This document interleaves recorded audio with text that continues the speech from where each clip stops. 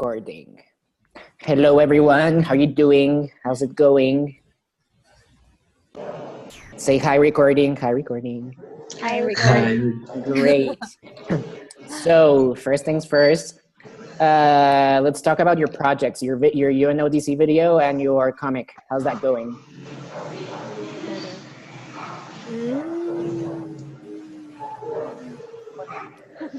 Anyone? Bueller?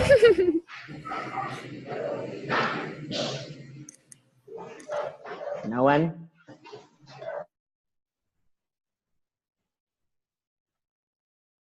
Give me something.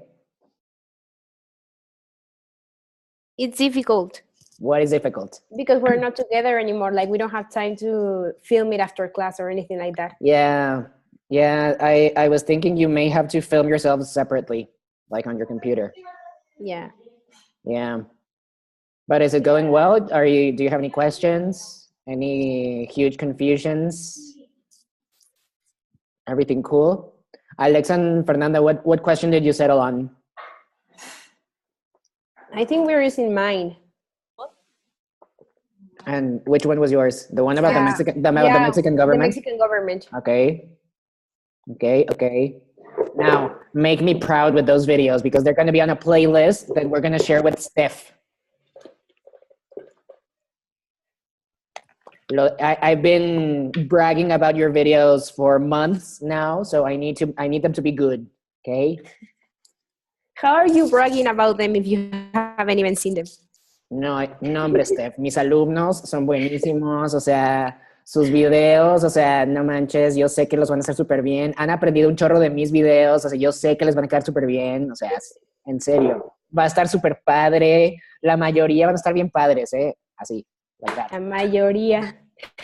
Well, o sea, I've read your scripts. I realized some of them were going to be like, but in general, they're going to be good, right? They're going to be great. So people are going to watch them. They're going to be like, yes, human trafficking. It sucks, right? No, Sabina? Why not? I don't think I'm gonna do well. I think you're going to do great. No. Because you have great aesthetic sense. You're like a human Instagram. How? But yeah. Anyway, about the comic, any questions about the comic? Nope. So the comic is basically what we did on Monday, which is create a nation and create a state, but for a real country this time. Yeah. That's the state building part. The nationalism part is about how that each country decides to act independently. Yeah. Anyone, any questions? No? Everything cool? It's good? It's cool? No, it's not cool? No. It's super cool. What are you talking about? No, we have a lot of work to do. Yes. Well, for me, you have 3 things, one of which you've been working on the entire semester, and another one of which is instead of the exam. So I'd say we're in the best case scenario here. Oh, With you, but not with the rest. oh, I'm sorry. Not everyone is as cool as me.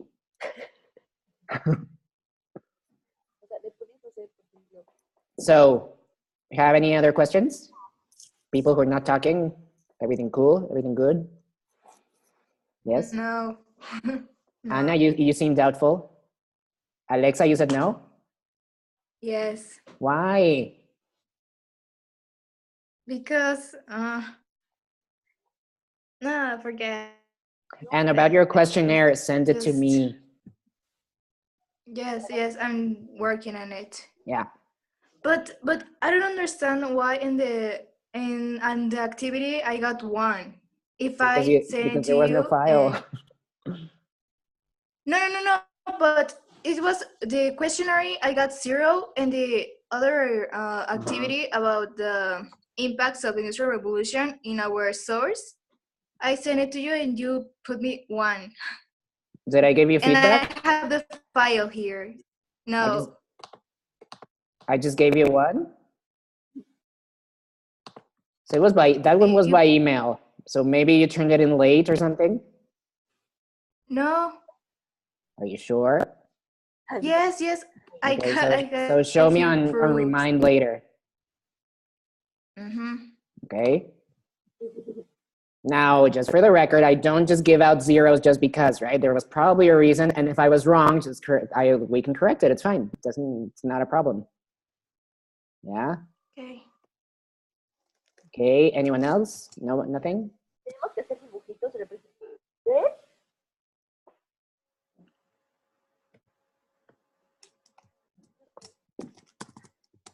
What's going on?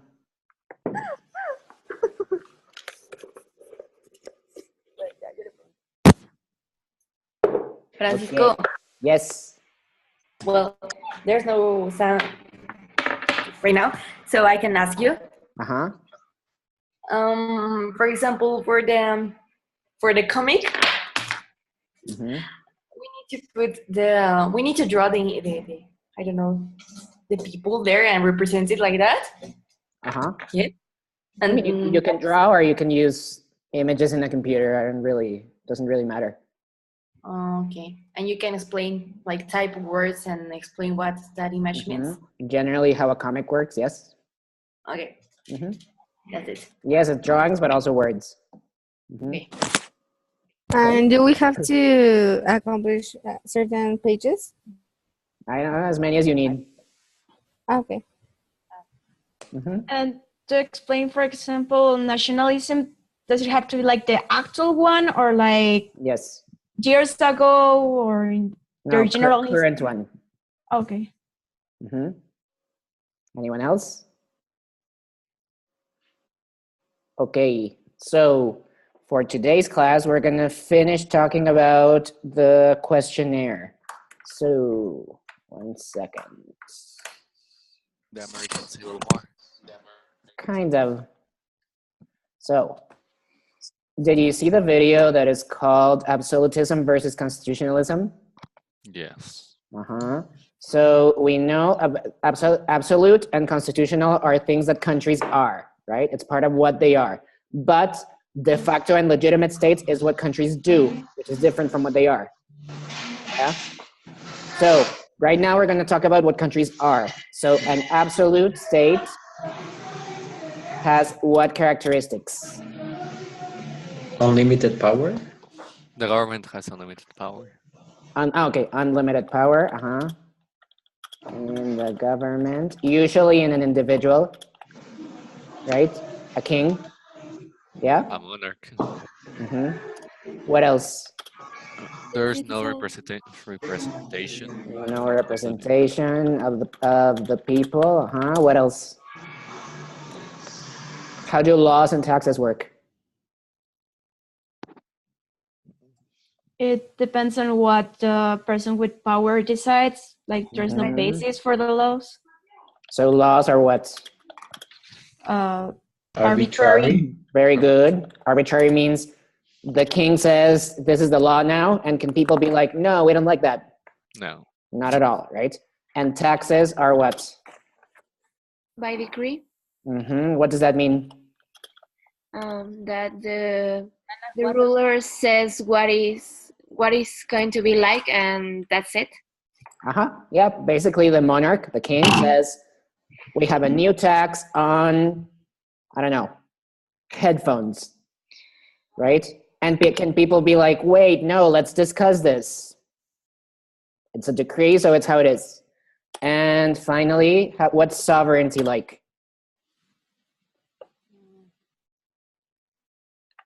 Who does it belong to? Sovereignty is the country's ability to do things on its own, right? So who makes the decisions for the country?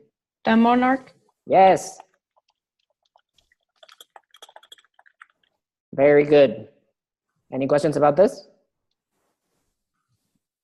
Good, good. Now, on the other hand, constitutionalism, how does power work? It is shared. What? They share the power. Okay, power is shared. Limited. Is shared and limited. Limited by what? By a constitution? Yes, very good. Now, the thing here is a constitution has a very specific role in state building. It's when a nation gets together and decides that certain things are not negotiable. Certain things are gonna be how it is, right? Now, that's the point of a constitution as a concept, but it's kind of difficult for us to discuss it like this because in Mexico, the constitution is very flexible and very complex, right? So it didn't really work like that here. Still, it doesn't really work like that, but as a concept, and in this time in history, a constitution is supposed to be things that limit other things that the government does. Yeah? So what does it mean that it's limited by a constitution? So That the government can only act in a certain way. yes. So if we have a constitution that says we cannot have taxes that only apply to certain people, and then we're like, let's have a tax on women. Being a woman means you have to pay a tax now. Could the president do that under this constitution? No. No. No, right? They have to do what the constitution says. Now, what else? Is there representation? Yes. Yes. Of the people. Now, the people is in quotation marks because what the people is depends on context. What else? How do laws work? They go through a process Of what? to be approved. By consent.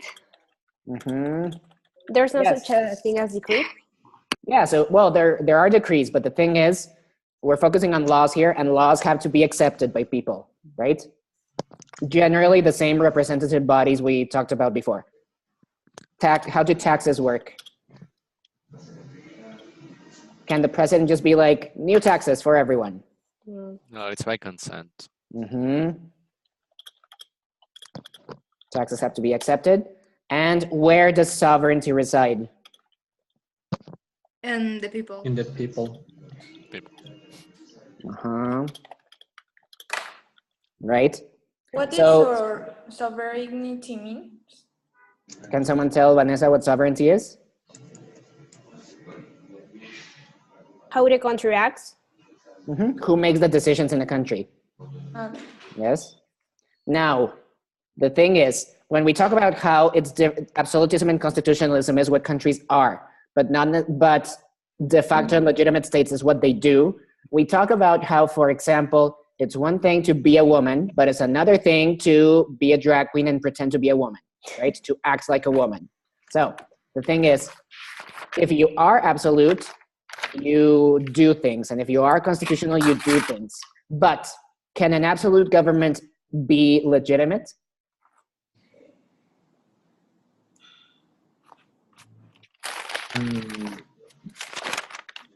Yeah. Not really, Why not? because when they decide what rules apply to their own countries, they stop asking people or trying to convince people that these laws are the best. So it could Yeah, be a legitimate state, but it's going to be like bordering on de facto state. Yeah, the thing is, legitimate state. What is a legitimate state? Let's establish that.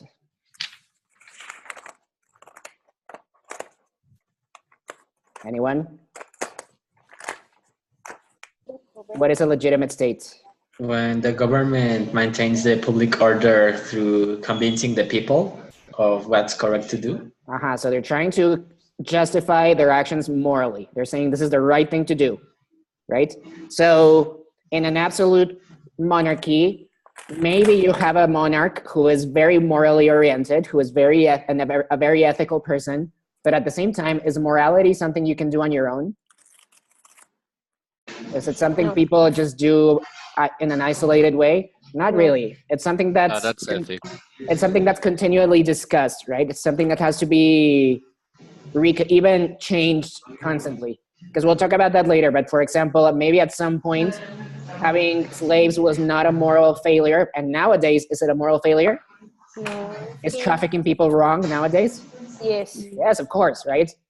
So that changes. And when it's one person making all the decisions, maybe they won't keep up, right? So we can say that absolute monarchies are always de facto. On the other hand, are constitutional governments always legitimate? Yes. Why? No, I think. No, why not?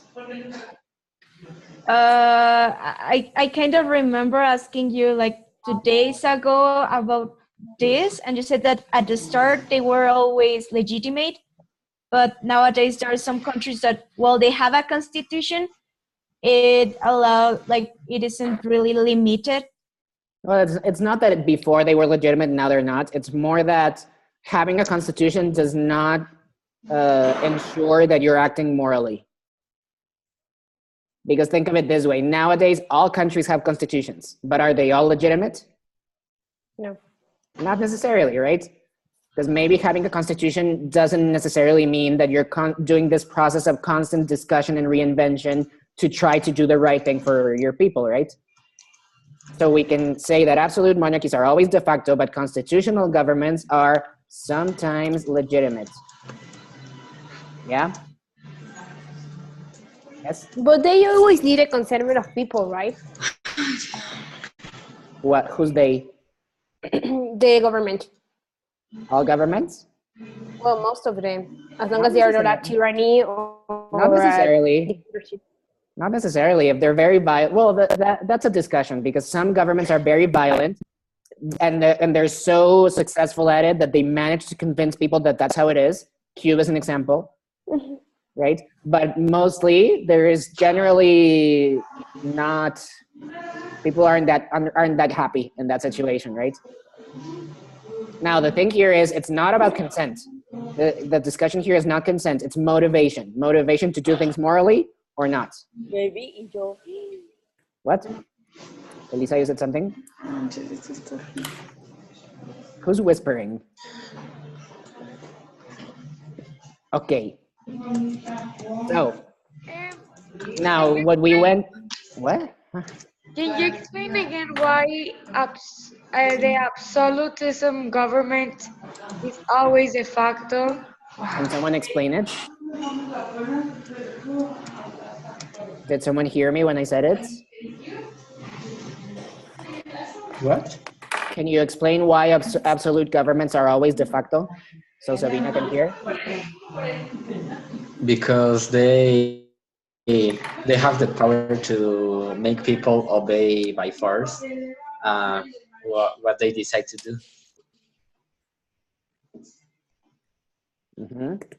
So the thing is, the discussion about whether if the things they do are morally justified doesn't really happen, because it's one person that's in charge. Yeah? Okay. Now, what we went over right now is concepts. We're very much abstract thinking. But in questions number 4 and 5, what you have to do is apply these concepts to 2 very specific cases, right? Yes? So we have the United States in 1866 and the Kingdom of France in 1714. So what you have to do here is not just write limited, but you have to explain, right? How did the government power work in the United States right after the American Civil War?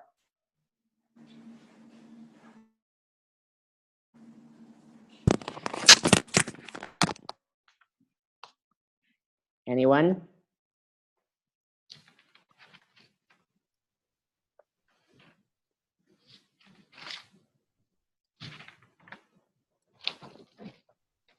No?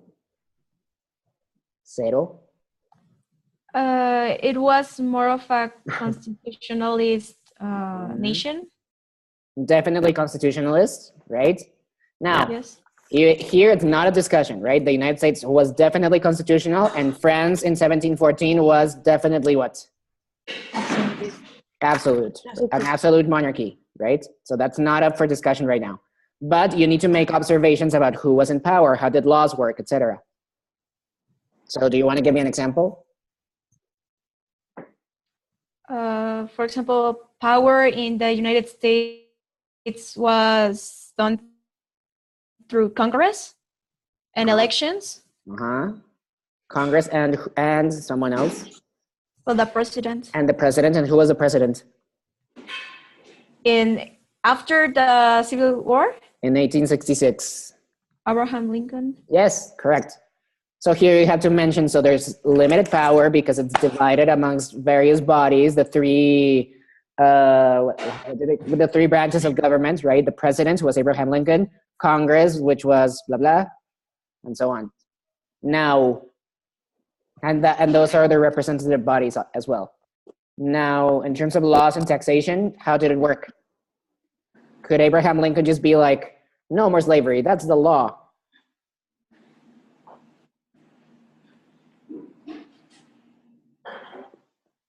Could he? Not really. No, Not at all. Not at all, right? He had to go through Congress and so on. Yes? Now, when it comes to France... So in order to approve, what? so in order to approve a law, you have to discuss it in the United States of America in 1866. There has to be a discussion in order to make a law. Yes. Okay.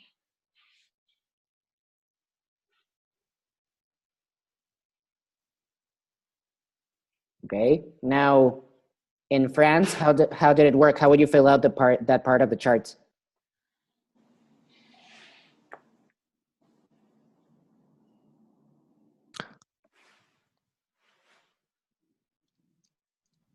If you're not going to answer, we can move on. The power rested on one monarch. Yep. Who was who? Louis the 14th. Yes. So 1 second. Louis the 14th. Now, there's a very specific phrase that is attributed to him about... El Estado soy yo. Yes. I know that one.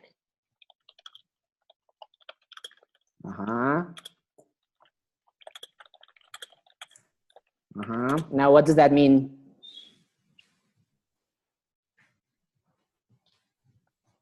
That he has all the power. There's no limit for him. Right. So, well, it's not about there not being limits. It's more about how he has the final say, right? There are no other bodies he needs to convince. There's no one's consent he needs to gain. There's no moral justification that's necessary, right? He can just do things because he says so, and he did, because he invented the ancien regime. He was the one that decided to charge taxes to everyone except the nobles and the clergy, right? If he decided that France would go to war, he could decide that France was going to war, and that's how it worked, right? Okay, any questions? Now, when we talk about when we were talking about how absolutism and constitutionalism are things that governments are, but de facto and legitimate are things that governments do, what this means is that what they do change. That when we make judgments about what they do, it can change sometimes, right? So maybe, for example, Mexico was always constitutional. The only time it was absolute was during the First Empire with Agustin Iturbide, and even then they kind of had to make a constitution. So the first constitution, 1824, was pretty early on. So we could say that Mexico has always been constitutional, but was it always legitimate? No. Probably not, right? Because there's been dictators, there's been more than one government at the same time, there's been genocides, right? So there's been times where you can say, okay, Mexico's constitutional, but not legitimate probably, right? So in questions 6 and 7, we're making this type of judgment about very specific contexts in United States history. Yes? So now, question 6, was the United States a legitimate state while slavery was legal in certain states? Yes or no, and why? I would say kind of, because they did actually a moral justification, the whites, that they were superior and everything. But seeing it from our moral standpoint nowadays, it wasn't legitimate because they disrespected part of the population, that's the slaves. Yeah, and that's very important. And we need to be careful to not apply today's standards to something that happened 150 years ago, right? Because nowadays we have human rights, we have discussions about discrimination, we have discussions about individual autonomy, right? Are people allowed to do whatever they want? Are there things we're not noticing that prevent people from making their own decisions? But at the time, slaves were completely excluded from the government, right? They were not considered citizens. They were not considered human beings. They were 3/5 of a human, right? So we could say that the government at the time, for that government at the time, does the people include slaves? No. No, it doesn't, right? So in that context, it's legitimate, according to what Teresita is saying. Does anyone disagree? It's a discussion, right? And it's awful to talk about it like this. But the thing is, in history, you have to take context and allow context to guide your judgment, right? Because otherwise, we have the potential to go into what philosophers call really stupid discussions, where, for example, some people say that the human rights of Neanderthals were violated because they lived in caves with no floor or access to bathrooms, right? So is that a productive discussion? Not really. No. So applying today's standards to other periods in history doesn't really work. Now, seventh question. Was the United States a legitimate state while excluding women from being citizens for not being allowed to own property?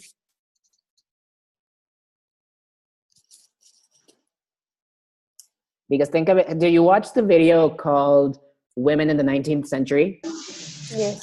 It's a good video, Yeah. right? And it talks about how this whole idea of women having a different role from men was a later invention. It was more of a 19th century thing. Before that, mostly it was women were counted for the population of states when they were trying to decide how many representatives to have in Congress, right? They had access to education, they had access to healthcare, they also had certain duties towards the government, right? They were allowed to work, they had to pay taxes, they were allowed to organize politically. But what is the one thing they were not allowed to do? Vote. Property. Vote. Own property and vote, right? Yes. Yes. Now, in this context where women are taken into account for certain things but not for others, was there a moral justification for this? No. No? Was there any kind of justification besides women are different, treat them different? Well, in the Constitution, they didn't include them. They only included men. Well, they only included Before, them yeah. for certain things, not for others. But there was no explanation, moral or otherwise, for this lack of inclusion, right? So do we see a difference here between how slaves were treated and how women were treated? Yes. Now, same thing applies about today's standards being used for other periods in history, right? Nowadays, could we be having a discussion where we were like, so does it make sense to include women in this area of society? Would it be a serious discussion nowadays? Not really, right? Because it nowadays Depends on where.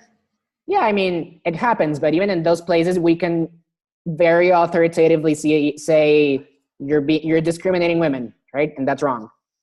Back then, was that an issue? Not really. Not really. Now, however, was there a moral justification? Did it make sense?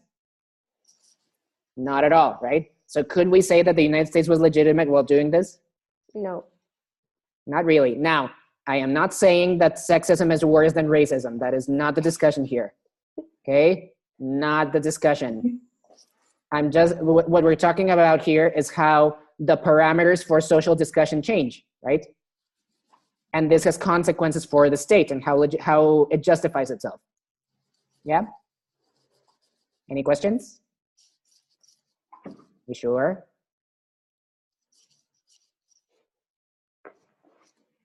En 3, 2, 1, Sabina. Espere, profe, repita todo. I'm kidding. Es broma. Yes? I'm a bit confused because last, not this question, last one, you said that the thing about slaves, that it was legitimate, and now you're saying that with the women's, it wasn't legitimate, but I don't understand why back then it wasn't legitimate, and with slaves it was. I don't know how to explain Did it. someone understand the difference between the two cases? Santiago, can you tell us? While you flick your hair? That Pelazzo. were stated in in the Constitution of the United States, there was a justification for slaves, but there was no justification for mistreating women. Mm-hmm. So the thing is, like Santiago said, slaves were entirely excluded from the system, but women were kind of excluded, but with no explanation, right? Moral or otherwise.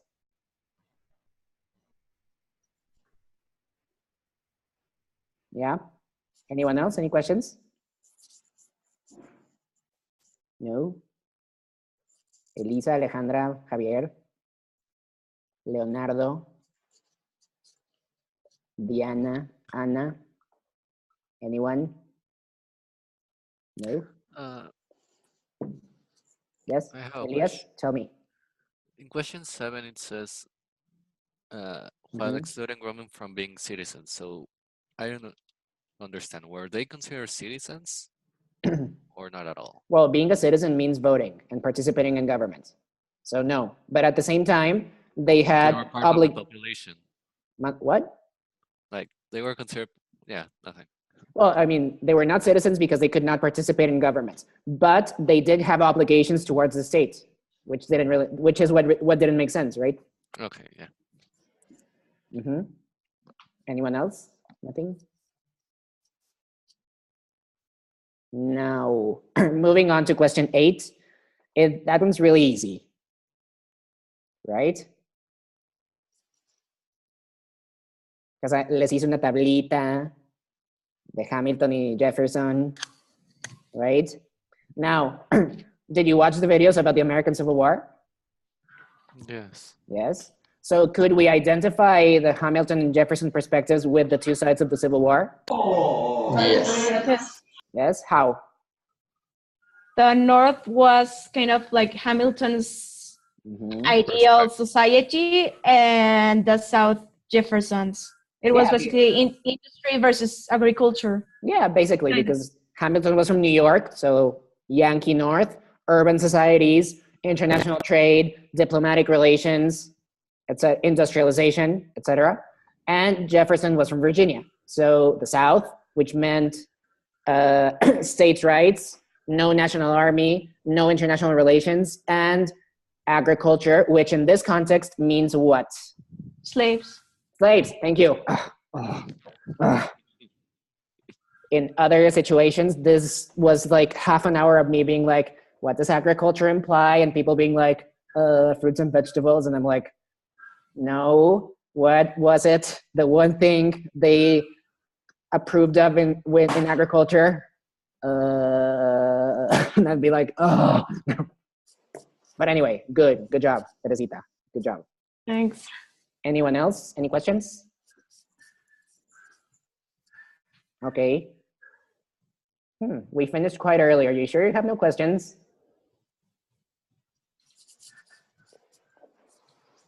Okay. So if there's nothing else, we can end the class here and you may leave, or you can stay and talk about any questions you may have. We can use the remaining time for asesorías. Francisco, I have a question that it's outside the class for the topics that I believe you can answer me. Tell me.